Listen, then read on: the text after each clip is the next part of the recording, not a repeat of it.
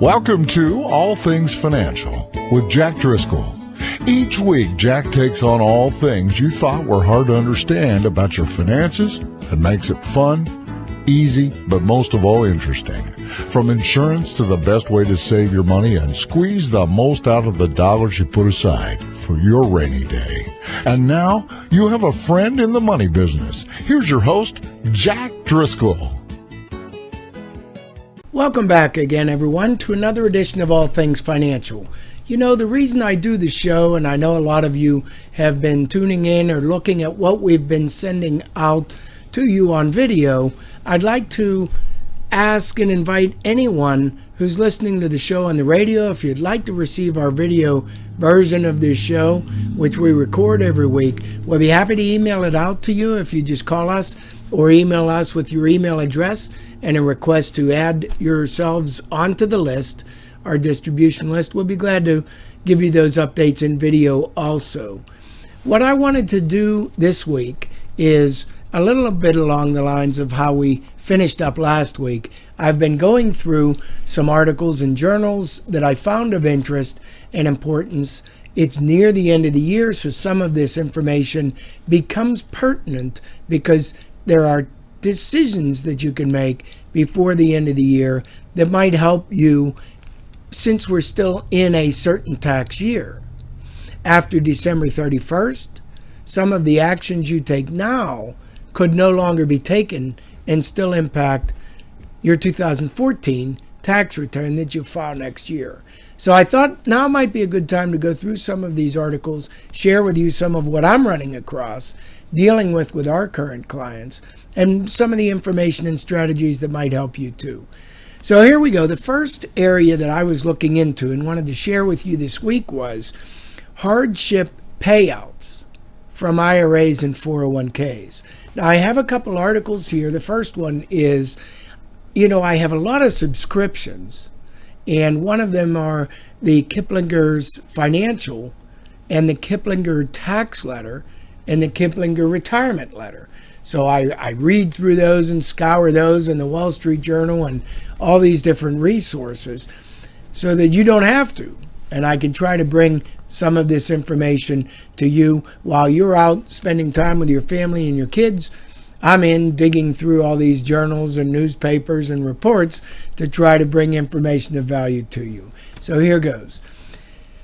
We know in most cases, when you have an IRA or a 401k, those funds are trapped in those accounts until you retire or until at least you turn age 59 and a half. Otherwise, if you need to take money out of those accounts, you either can't, or if you can, you're subject to severe taxes and penalties, prepayment penalties, premature distribution penalties, sometimes surrender penalties, sometimes high taxes. So there are what are called hardship provisions that the government has set up in the IRS tables, namely Section 72T is one that we use predominantly. But even the 403 section, 402 sections of the IRS code pertain to some exceptions to penalties where you can break the piggy bank of the IRA or 401k without penalty. Now, I will have you keep in mind, even if we do succeed and have to go into those assets prior to age 59 and a half and are able to pull out without penalty, don't forget any assets that were taxable or would have otherwise been taxable still are. So if you pull it out from an IRA at age 45 or 85, the money in a traditional IRA would be taxable. A Roth IRA would be tax-free. Now, here's what's interesting about a Roth IRA before I get into these hardship exceptions. When you contribute money to a Roth IRA, remember the contributions, the money you put in, you're allowed to put up to $5,500 a year into a traditional IRA or a Roth IRA, for example. And if you're over age 50, there's a catch-up provision. In case you're late, you're trying to catch up on your retirement funding, you can put an additional $1,000 in per year. So it's $6,500 if you're over age 50, annual contribution, maximum limit, or $5,500 if you're under age 50. Same for your spouse, let's say. You have to have earned income, so it's up to 100% of your income, or the $5,500, for example.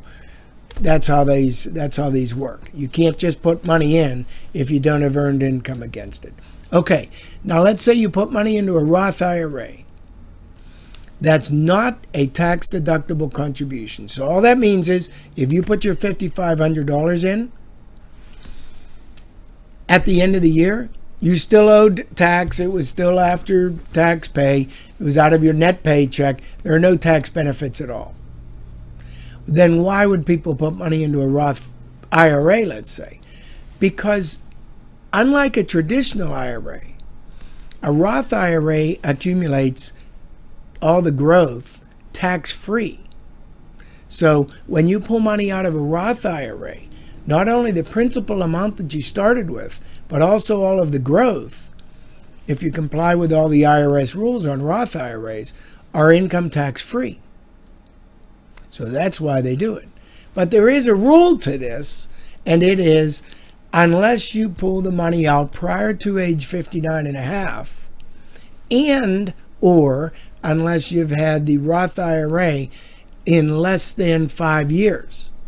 So to do a Roth IRA and comply with the rules, the money has to be in there for at least 5 years. I shouldn't say the money has to be in there. The Roth IRA has to be open for at least 5 years, and or you have attained age 59 and a half, whichever is later. Well, that becomes important, because what if you start, theoretically, a Roth IRA now at age 54? $1. You don't put any more money into it, and there aren't any fees against it. So you've opened your IRA at age 54, and by the time you're 59, there's $1.03 in it. That IRA has been open 5 years. So what happens if when you were 58, the Roth IRA was 4 years old now, you dump $6,500 in there, and then 1 year later you decide to take it all out after you're 59 and a half. So that second contribution of $6,500 has only been in there for a little over a year. But because you started the Roth IRA and it's been open, not with all the money in it, but it's been open, you started the clock on it 5 years prior. Even though you dumped in a majority of the money only 1 year before you pulled it all out, it all satisfies the test that there will be no penalties for pulling the money out, because you've now attained age 59 and a half and the money's been in there for 5 years. So all the money doesn't have to be in there for 5 years. What I recommend to all of you age 50 and over at least, or even those of you younger, start something to start the clock that you have begun a Roth IRA. Because then later you can put money in and out and not be subject to the 5-year test. So I did want to share that with you before we got to the hardship. But the other thing with the Roth IRA is when you pull money out of a Roth IRA prematurely, there is a penalty if it's prior to 59 and a half or it being open less than 5 years. One of the penalties are the premature federal excise tax, and that's 10% of whatever you pull out is the penalty. Let me give you an example. We start, again, we're age 54. We start with $5,500. It grows to $6,000 in 2 years. You are now 56 years old. You are under 59 and a half. You have only held the Roth IRA for 2 years, so you've met neither of those tests, and you cash the Roth IRA in. What's your penalty? Well, first off, the Roth IRA all gains would have been tax-free. But because you didn't comply with the rules, the gain over the $5,500 contribution, because it's now worth $6,000, the gain is $500. So you have now caused a gain that could have been tax-free to become taxable. So you have $500 taxable proceeds when you cash that $6,000 Roth IRA in. There's also a 10% premature penalty, premature withdrawal penalty, because it's prior to age 59 and a half, and also it wasn't in there for 5 years. So you think, well, a 10% penalty, that's another $600 penalty. It's not, folks. It's 10% penalty on the otherwise taxable proceeds. What that means is your own $5,500 still comes back to you penalty-free and income tax-free. Only the gains that would have been tax-free are now taxable, and only the gains that are taxable are subject to the 10% penalty. So your tax or cost is 10% of the $500 gain, which is $50, and tax, let's say 15% tax rate you're in, is $75 on $500. So you have $125 basically penalty and taxes to cash out of your $6,000 Roth IRA prematurely. I did want to share that with you. If you have a traditional IRA, that is not at all the case. The traditional IRA, all of the money is taxable when it comes out of an IRA because none of the money was taxed when it went into the IRA. So a traditional IRA, completely different rules. Whatever amount you cash in, if it's the same scenario, you put $5,500 into a traditional IRA at age 54, cash it all out at age 56, only 2 years later, prior to 59 and a half, and it has gains of $500, the whole $6,000 is taxable, and the whole $6,000 is subject to the federal excise penalty, which is the premature withdrawal distribution. So that is a much more substantial penalty on that one. And I wanted to point that out. So here we go as financial advisors, and we look and see, what about financial hardships? Are there any exceptions to those rules? And lo and behold, there are. And in fact, these rules have changed over time. So, and they've been expanded for the most part. This also applies to your work 401ks and 403bs. So you look at any qualified plan, you go to the computer, you look through the computer, you see all the different websites that are available, you see what you're allowed to do, you search financial hardships, and then you look and you see, what can we do? So I wanted to point out this Kiplinger article to help with that. And it is in the tax letter, one of the subscriptions that I have. And here's what it goes into in this article. And this is the September issue, the September 2014, and the date is September 12th. If anyone wants to look it up or call me for a copy. It says hardship payouts from 401k plans and IRAs can be hit with a 10% penalty. So you have to understand, hardship payouts.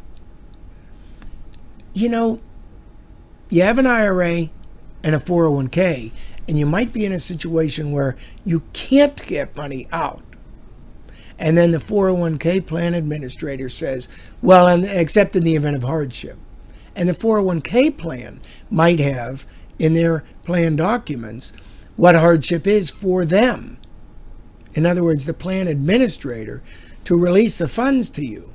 But they may not be the same provisions the IRS says their hardships test for not having to pay tax and penalties on it. So sometimes you'll go to the plan administrator in a 401k and say, what are the hardship provisions? They'll say this or that, maybe unemployed, and you'll say, oh, good, I can take money out of the 401k. And lo and behold, you think you're also not going to have to pay tax. Well, this article goes in to say hardship payouts from 401k plans and IRAs can still be hit with a 10% penalty.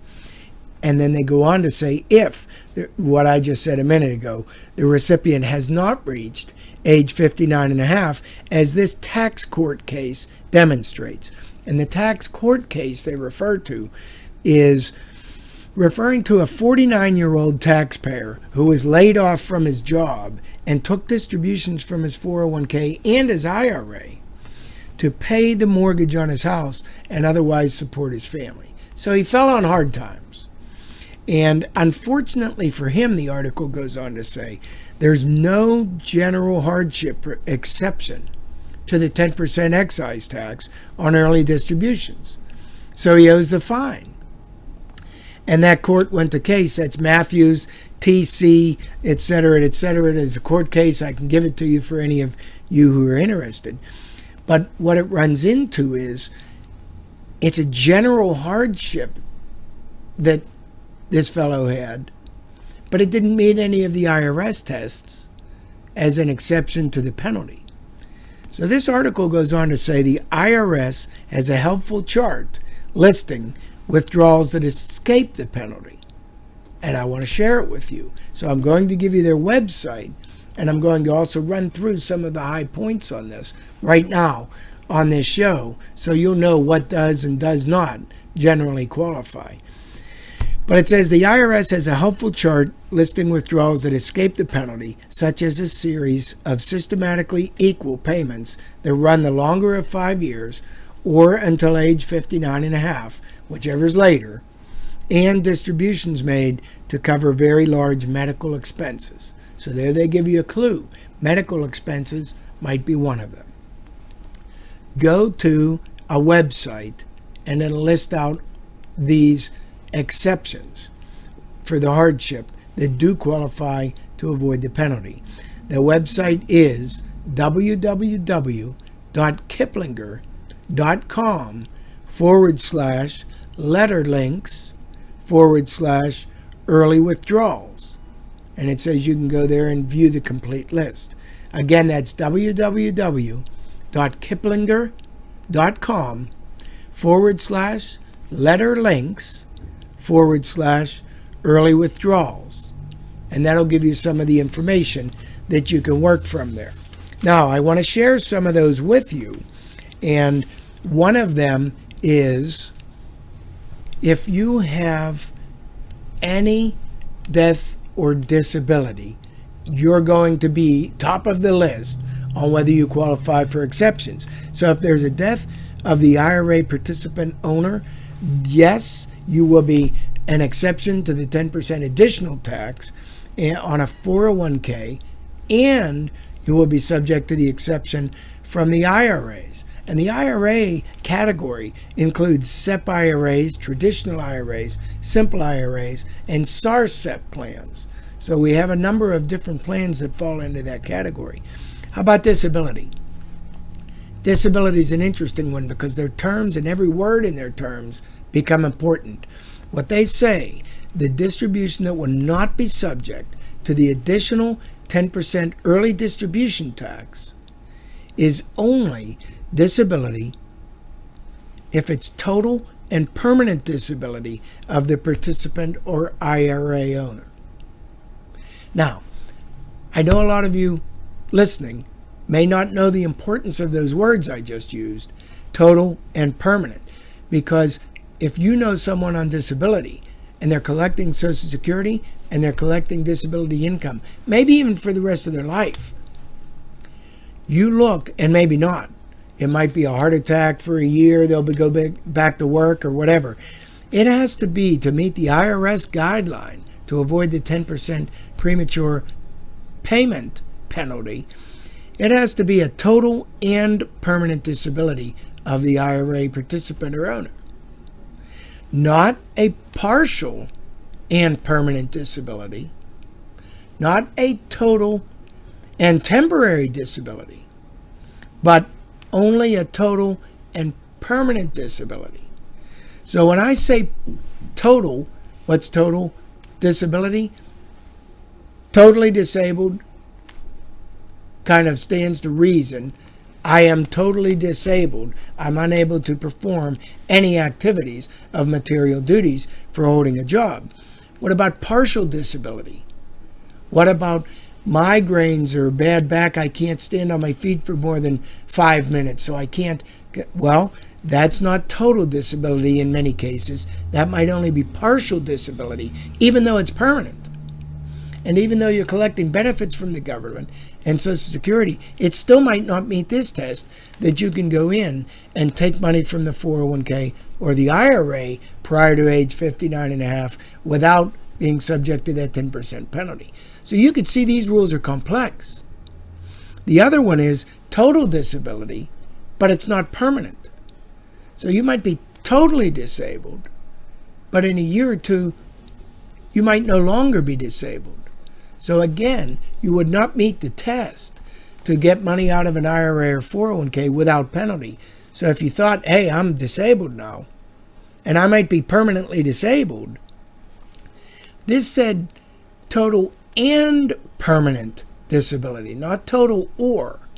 So that means if I'm partially disabled, but it's permanent, you still might not qualify. So these are tough tests. What you need to do, get to a competent financial planner, a certified financial planner, and a tax professional and a legal professional, and get them on your team to help you make good financial and legal decisions. Don't try to make these on your own. They're too complex. And that's why I wanted to point them out in the show, because that's one of the big ones, and that's one of the ones we want everyone to know about. You get some other ones in here. Qualified domestic relations order, education for qualified higher education expenses. Home buyers, there's actually an exclusion from the 10% excise tax for qualified first-time home buyers up to $10,000 on an IRA, but not on a 401k. So you'll see some of these exceptions are waived on IRAs, but not 401ks, and some on 401ks, but not IRAs. Don't forget there are loans available on 401ks. I don't have time to get into that too much on today's show, but be careful taking loans.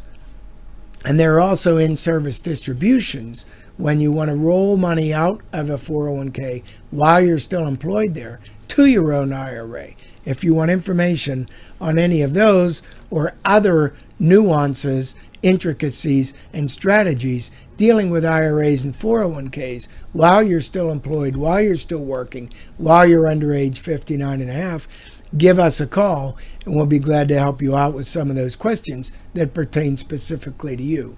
The last one I wanted to point out here was the last two. Number one of the last two, medical. There are exceptions for medical, unreimbursed medical expenses, and there are exceptions from separation from service. If you have separation from service, you're under age 59 and a half, but at least age 55, there are special provisions in the tax code under revenue ruling, or not revenue ruling, but revenue code 72T, section 72T, that help guide with that. All right, folks, I'd like to continue on with today's show, but we're out of time. So I appreciate all of your tuning in. Again, let us know if you'd like us to be sending you to the video portions. And thanks for tuning in to All Things Financial. We'll be back again next week. You've been listening to All Things Financial with your friend with the answers to all financial matters, Jack Driscoll of Driscoll Insurance and Financial Services. Securities and investment advisory services offered through SagePoint Financial Incorporated, a registered broker-dealer and registered investment advisor and member FINRA and SIPC. Driscoll Insurance and Financial Services is not affiliated with SagePoint Financial, Inc. or registered as a broker, dealer, or investment advisor. You can reach Driscoll Insurance and Financial Services Incorporated at 412-833-1500, and they are located at 2738 South Park Road, Bethel Park, Pennsylvania, 15102.